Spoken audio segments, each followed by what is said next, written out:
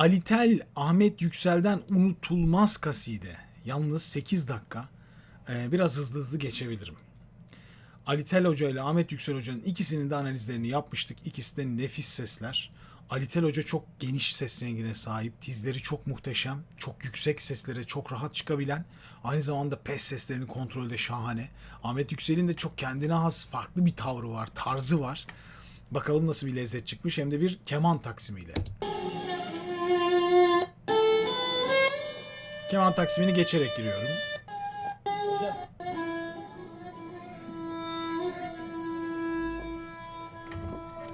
Vurulup tertemiz alnından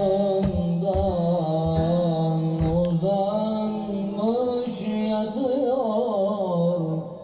Karar yerinden icaz. Mi. Tam tenor ses yeri bunlar işte. Bir ilan uğruna yanar,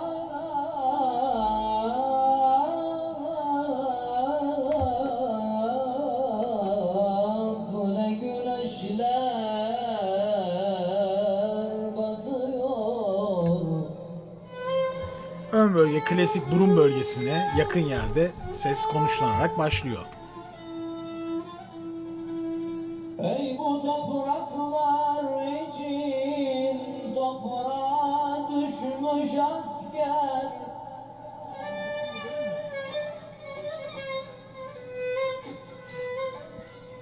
gökten ecdad inerek yoksa o bakanlı değer. Ne büyüksün ki kanın, ne büyüksün ki kanın, kurtarıyor tevhidi. Bedenin aslanları ancak bu kadar şanlıydı.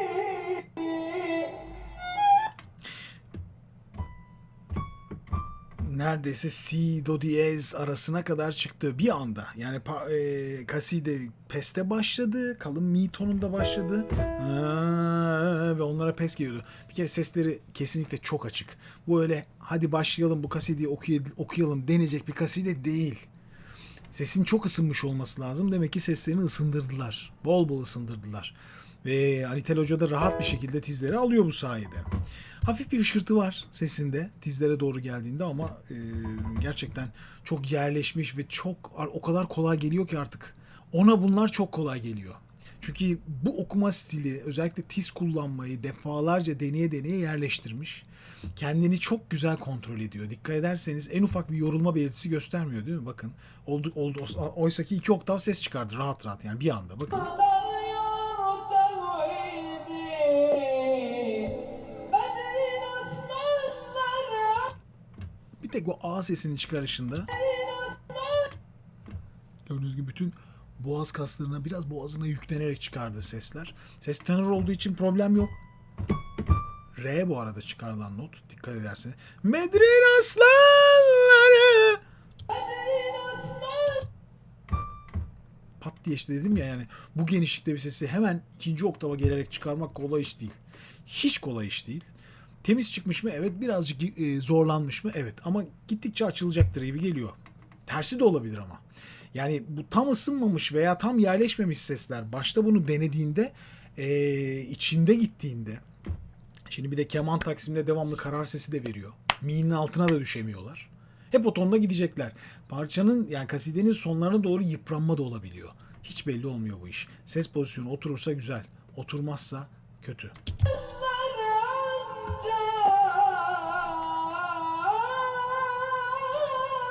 bu kadar şanlıydı. Galiba keman taksimi girecek.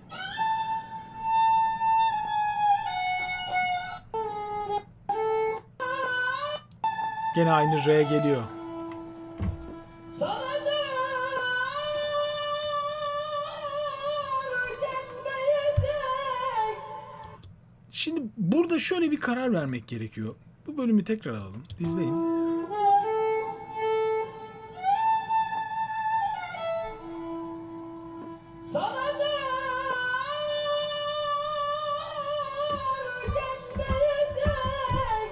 Of.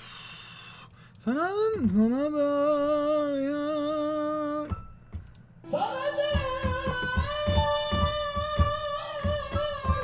Mi'ye çarpma yaptı. Bakın tenor mi'sine çarpma yaparak geri geldi. Bir kırılma oldu. Olabilir. Olabilir. Bu tonlar çünkü artık sıradan tonlar değil. Oldukça üst. Oldukça üst bir tenor ses içinde sınırları zorlayan sesler.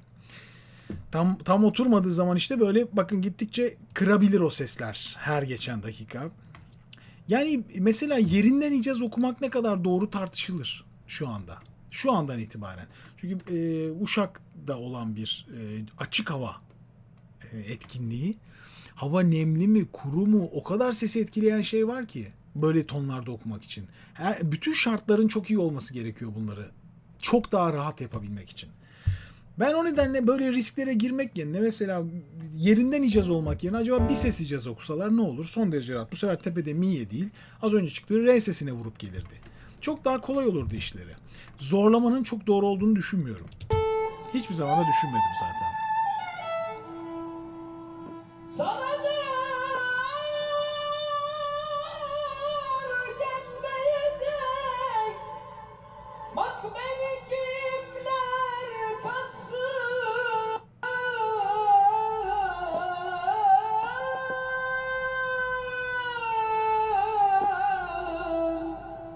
Gömerim gel.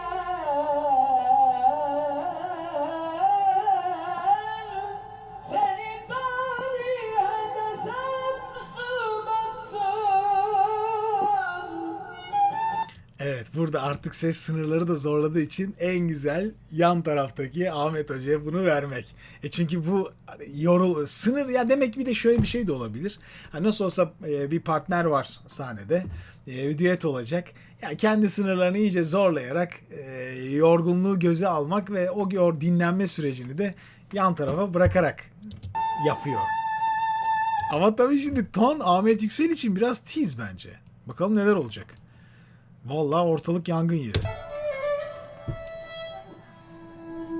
Her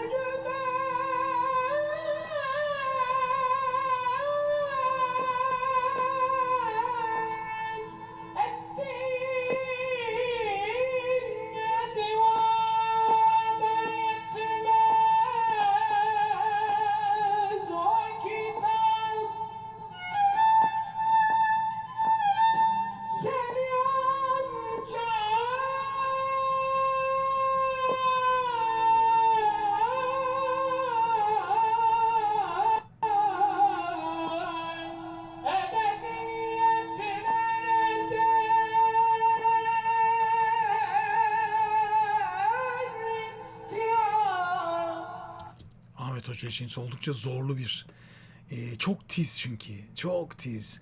Ve yani ses rengi farklı. Alitel Hoca ile farklı iki ses rengine sahipler.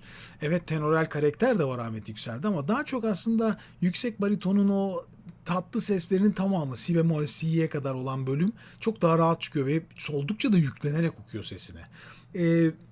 Dedim ya yani mi ton oldukça riskli, oldukça yorucu bir ton. İkisi de yoruyor kendini şu anda bence. Özellikle Ahmet Yüksel Hoca için çok daha yorucu.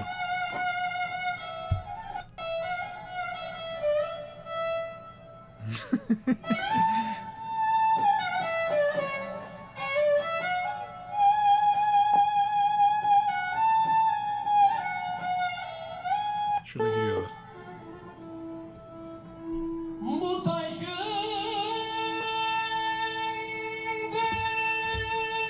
diyerek Kabe'yi diksem başına. Siz arkaya gittiğini görüyorsunuz sesin. Majına. La not. Sınırlardalar.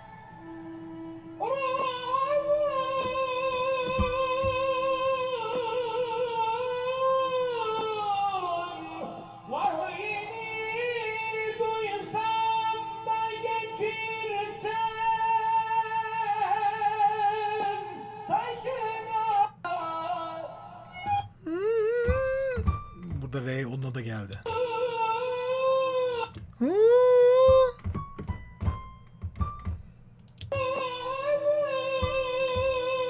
Burada re geldi. Ama aslında falsetto gibi yani tam sadece bir yani tam göğüs sesi değil de bol bol kafa sesi içeren bir sesle geldi. Çünkü normal ses renkleri aynı değil.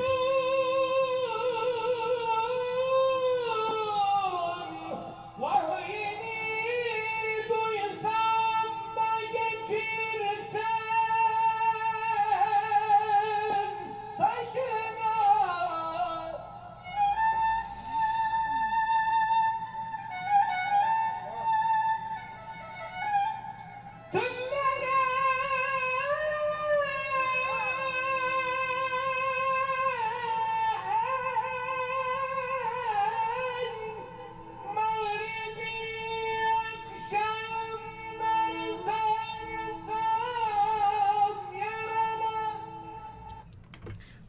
Bu tip okuyuşlar, böyle zorlayarak gelen okuyuşlar. Mesela düşünsenize her programda veya her sesini icra ettiğinde bu şekilde kullanan herkes, şarkıcılardan tutun konuşmacılara kadar herkes sesini bir süre sonra kaybeder. Bu ses çıkmaz.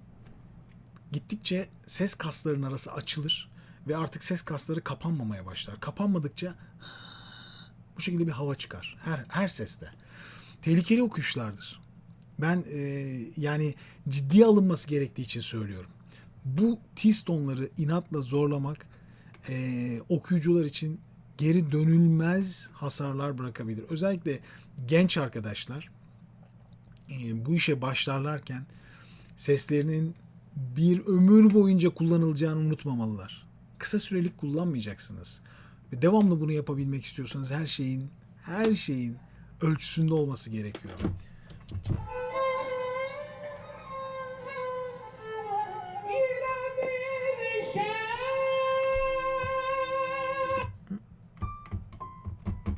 Do not.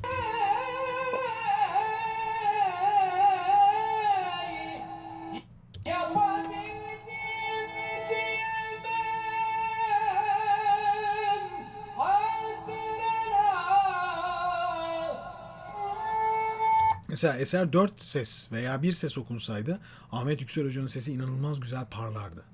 Çok kasideye uygun bir stili var zaten. Gerçi iki hocanın da çok kasideye uygunlar. Ama Ahmet Yüksel Hoca'nın daha böyle farklı bir rengi var. Daha önce analizini izlemiştik zaten. Final geliyor.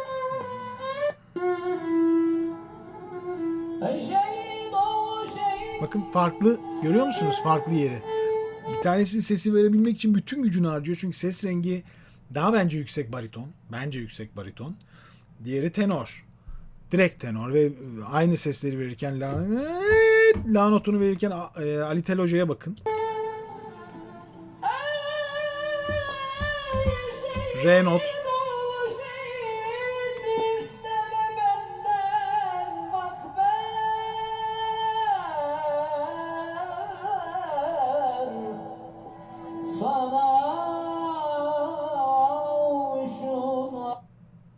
Ah buraya kadar gelmiş. Daha önce incelediğimiz kasidesi de buradaydı. Farklı ses renkleri bir arada özellikle yerinden iş yapıyorsa bir de eser çok geniş aralıklı. 2 oktav. Yani mi'den başlayıp mi'ye kadar gidiyor. Yıpratıcı etkisini kabul etmek lazım. İki sesin birbirinden farklı olduğunu kabul etmek lazım. Çok dikkat etmek lazım. Çok dikkat etmek lazım. Peki.